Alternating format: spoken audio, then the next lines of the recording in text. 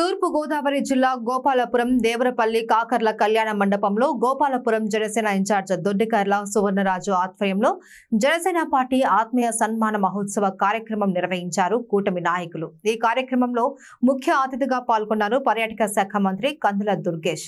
ఈ సందర్భంగా ఆయన మాట్లాడుతూ రాష్ట్రంలోని గోపాలపురం, పోలవరం, చింతలపూడి నియోజకవర్గాలను పర్యాటక ప్రదేశాలుగా మారుస్తాము అని ఆయన అన్నారు. పోలవరం ఎమ్మెల్యే చిర్రి బాలరాజు మాట్లాడుతూ రాష్ట్రంలో కూటమి ప్రభుత్వం మంచి పాలన ప్రజలకు అందిస్తుందని, పవన్ కళ్యాణ్ ఆశయాలకు అనుగుణంగా కూటమి ఎమ్మెల్యే పనిచేస్తామని అన్నారు. ఉమ్మడి జిల్లాల జనసేన ఇన్ఛార్జ్ కొటికలపూడి గోవిందరాజు మాట్లాడుతూ రాష్ట్రంలో అభివృద్ధి అందించే దిశలో కూటమి ప్రభుత్వానికి అందరూ సహకరించాలి అని కోరారు.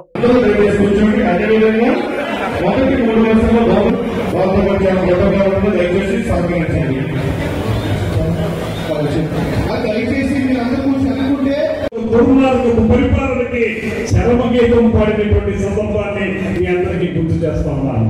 దీనికి ఆజ్యం పోసింది ఎవరు, దీనికి బీజం వేసింది ఎవరంటే ఖచ్చితంగా ఆనాడు ఎప్పటో సభలో ప్రభుత్వ వ్యతిరేక ఓటును చేరుకునేటువంటి నినాదంతో గడిచిన 3.5 సంవత్సరాల కాలంలో అదే మాట మీద నిలబడి ఈ భూమిని ఇంత అత్యద్భుతమైన విజయం సాధించడానికి ప్రధాన కారణమైనటువంటి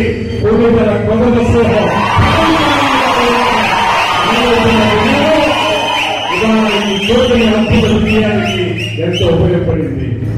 అదే సందర్భంలో నేను మనం చేస్తున్నాను. ఇవాళ ఉన్నటువంటి ప్రభుత్వం ఒక పక్కన సుదీర్ఘమైనటువంటి పరిపాలన అనుభవంతో రమారమి 40 వసంతాల పాటు ప్రజా జీవితంలో పేరు పొంది, అంతేకాకుండా ది గ్రేట్ విజనరీ ఆఫ్ ఇండియాగా పేరు పొందినటువంటి చంద్రబాబు నాయుడు గారు ఒక పక్కన, మరో పక్కన పేదవాడి బాహుట్ ఎగరవేయడానికి మాకు ఈ అవకాశం ఇచ్చినటువంటి పవన్ కళ్యాణ్ గారికి మేమందరం కూడా జీవితాంతం రుణపడి ఉంటాం. తప్పకుండా ఏదైతే ఆయన ఆశించారో రాష్ట్ర భవిష్యత్తు మార్చాలి, ప్రజల భవిష్యత్తు మార్చాలి, తప్పకుండా ఎన్డీఏ కూటమి రావాలి అని ఒక నినాదంతో ఏదైతే చంద్రబాబు నాయుడు గారు జైల్లో ఉంటే మొట్టమొదటిసారిగా ఎన్డీఏ కూటమికి మద్దతు ఇచ్చి ఈరోజు అధికారం రావడానికి ఇచ్చిన మాట ప్రకారంగా ఏదైతే ఎన్డీఏ మనం గెలిపించాలి, ఎన్డీఏని గెలిపించాలి, అధికారంలోకి తీసుకురావాలని ఆ రోజు ఇచ్చిన మాట ప్రకారంగా జనసేన పార్టీ నాయకులు, కార్యకర్తలు చాలా ప్రగల్భాలు పలికారు, దాడులు చేశారు.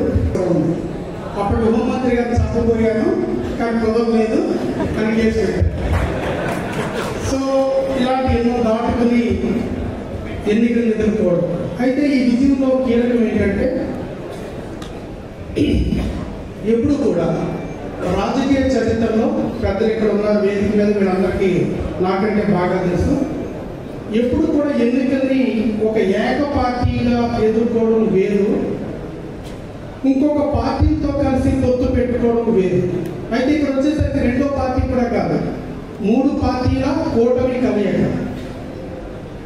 ఈ మొన్న వచ్చిన ఎన్నికల ఫలితాలు ఎలా వచ్చాయి అంటే, ఏదో ఆంధ్రప్రదేశ్ రాష్ట్రంలో 4,20,000 మంది ఓటర్లలో సమావేశం పెట్టుకుని సభ పెట్టుకుని ఏకగ్రీవ తీర్మానం చేసినట్టుగా ఉంది రిజల్ట్. అంటే ప్రజల్లో అంత ఏకాభిప్రాయాలను తీసుకురాగలిగారు అంటే దాని యొక్క వెనక ఉన్న ఈరోజు ఎక్కడ ప్రపంచంలో లేని విధంగా 100% నగ్యం. ఈ రోజు మన అదృష్టవశాత్తు కేంద్రంలో కూడా ఎన్డీఏ బలం ఏంటనేది పూర్తిగా అందరికీ తెలుసు. మంచి అవకాశం ఉంది అభివృద్ధి చెందడానికి, కలిసికట్టుగా అభివృద్ధి చేసుకుందాం.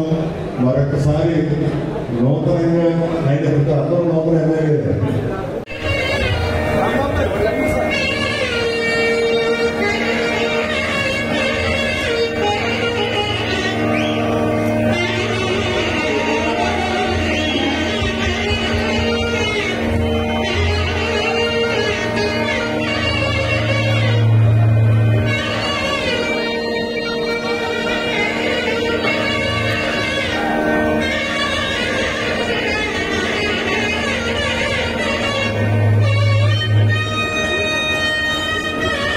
నాయకులు ఉన్నారు, వాళ్ళు చేస్తారు.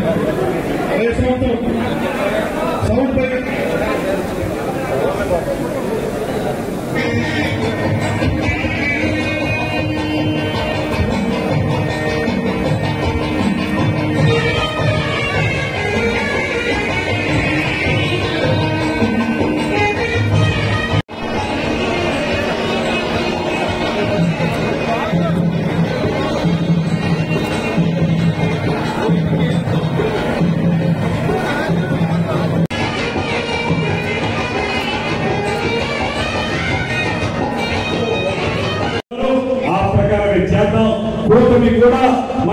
ఐకమత్యంగా ఉండే విధంగా చిన్న చిన్న పొరపచ్చాలేమీ లేకుండా ఒకవేళ ఉన్నా కూడా సరిదిద్దుకుని తెలుగుదేశం జనసేన భారతీయ జనతా పార్టీ యొక్క కలయిక కేవలం ఈ 5 సంవత్సరాలకు మాత్రమే పరిమితం కాదు. రాబోయే 15-20 సంవత్సరాల పాటు ఈ రాష్ట్రంలో మనమే అధికారం